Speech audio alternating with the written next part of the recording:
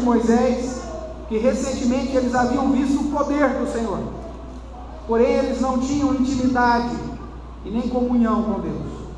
Eles ainda precisavam aprender sobre a confiança, sobre a obediência, sobre a dependência, sobre a verdadeira fé. Eles precisavam ser discipulados para viverem como o povo de Deus. Depois então de terem sido surpreendidos, num contexto mais próximo, e supridos, melhor dizendo, pela água, nós vemos agora a segunda necessidade deles. Eles tiveram fome. Lembre que no semana passada, do verso 22 ao 27 do capítulo 15, eles estavam com sede. Chegaram com as suas próprias pernas num lugar que tinha água, mas a água era amarga.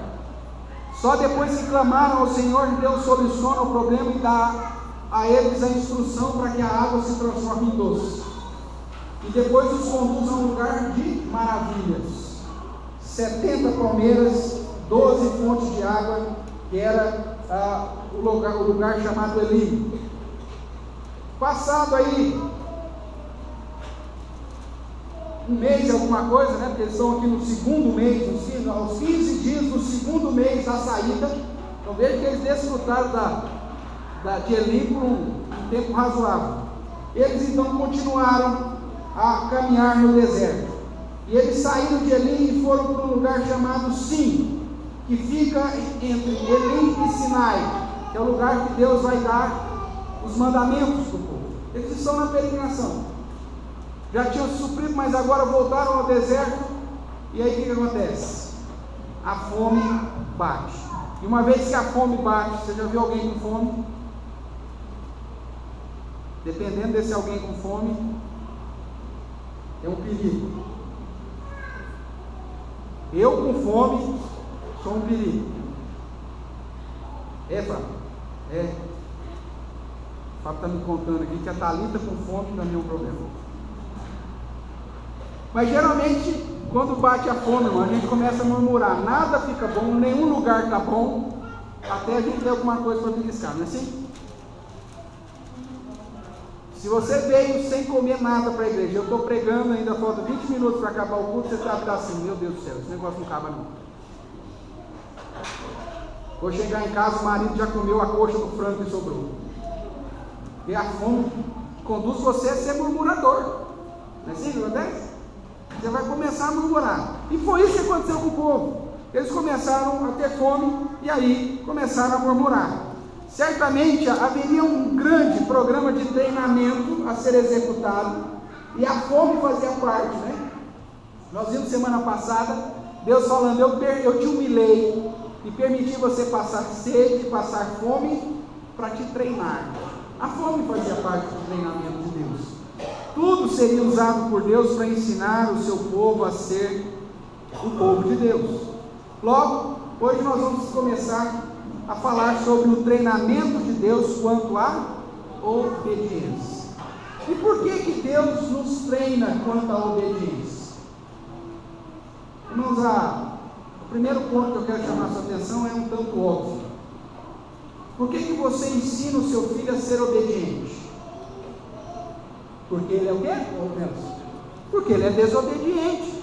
Porque ele é pecador, meu amigo. Porque ele é obstinado por mal. Então o treinamento quanto à obediência na visão de Deus para o seu povo se faz necessário diante da teimosia do povo. Porque se o povo fosse obediente, por que você ia ensinar ele a ser obediente? Não são. Mas eles eram teimosos, murmuradores, rebeldes, se rebelaram contra os líderes, se rebelaram contra o próprio Deus, o Deus poderoso que havia tirado a cada um deles com mão poderosa do Egito. Verso 2, 3, e durante todo o capítulo 16 você vai ver sempre essa ideia do povo murmurando, dando vazão à sua insatisfação. O termo no Dicionário Internacional de Teologia pode ser traduzido ou entendido como um ato de rebeldia, um ato de descrença, um ato de desobediência do povo. Não é assim que acontece lá em casa, seu Duarte? O seu Duarte chega para os meninos, você não vai fazer tal coisa, já decidi. Aí ele diz assim, vamos sair de casa. E você mas aí vai descer, aí vai chorar que eu fui embora. Acontece isso, filho, de vez em quando? Não, né? Então tá bom. Mas veja só, não é assim? A mãe está madura, sai madura. Ela não consegue falar na sua cara, porque senão sabe que a roseira vai ser sacudida. Mas ela entra no banheiro, olha no espelho, eu vou sair de tudo no meu nariz, eu vou fazer, não é assim? Isso é ato de rebeldia, de desrespeito, de desobediência. Não entende que o pai e a mãe, quando falam não, estão fazendo isso para o seu bem. Não adianta você falar que você não faz, porque eu sei que você já fez isso. Em algum momento da sua vida você já saiu repetindo, igual aquele desenho do Zé dos Capeta, é a mesma coisa. O murmurar, irmãos, na visão bíblica é então um ato de desobediência. Porque aquele que aceita a repreensão, ele não murmura, ele agradece. O senhor tem razão, pai, o senhor tem razão. Está certo. E pronto. Agora o murmurador é na verdade uma demonstração de um ato de desobediência. O povo havia visto a ação de Deus em prover água suficiente e conduzi-los a um lugar com suprimento fantástico. 70 palmeiras, 12 fontes de água. Porém, na primeira próxima dificuldade, já estavam murmurando novamente. O povo é insaciável, irmãos, como as crianças também o são. Pai, eu quero tal coisa. Aí você faz um sacrifício, você compra a bendita coisa que ela quer. Você dá, não dá 30 segundos, ela fala assim, mas agora eu quero tal coisa. Fala, peraí, meu amigo, você nem foi. Acabei de te saciar agora com aquilo que você estava tanto querendo. Você já quer outra coisa? Você leva o filho está dizendo, vai no parquinho, leva lá para pula-pula, não sei o que não. Você vai, fica 4 horas com o moleque pulando para lá e para cá. Aí você fala assim, filho, está na hora de ir embora. Eu quero mais vontade. 4 horas, meu. Mais um pouquinho. Deita lá no chão, lá no pula-pula lá. Aí a monitor não vai sair. Aí você fala, filhinho,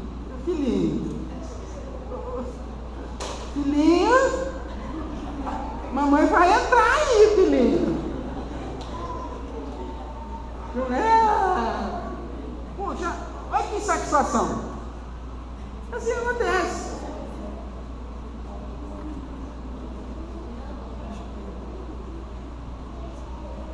E se você deixa a primeira vez, vai passar vergonha o resto da vida.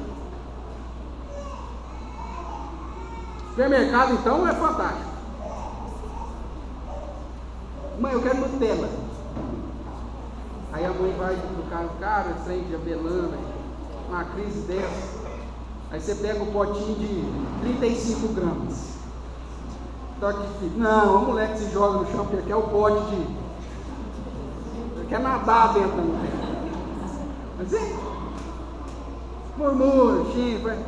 É assim, irmãos, que as crianças fazem, e assim, infelizmente, o povo de Deus fez, e que em alguns momentos nós, mesmo marmanjos, já fazemos com Deus.